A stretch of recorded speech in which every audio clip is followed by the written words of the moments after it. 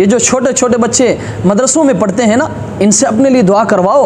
हज़रत उमर रज़ी अल्लाह ताला अन्हु छोटे छोटे बच्चों को अपने लिए इस्तिग़फ़ार का कहा करते थे और फरमाया करते थे, तुम छोटे हो, बच्चे हो, मासूम हो, अल्लाह तबारक व तआला तुम्हारी दुआओं को रद्द नहीं फरमाएंगे।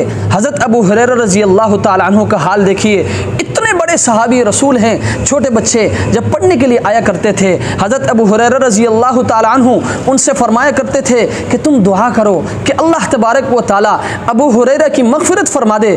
बच्चे जब दुआ करते थे तो हज़रत अबू हुरैरा रज़ी अल्लाह ताला अन्हु उनकी दुआओं पर आमीन कहा करते थे।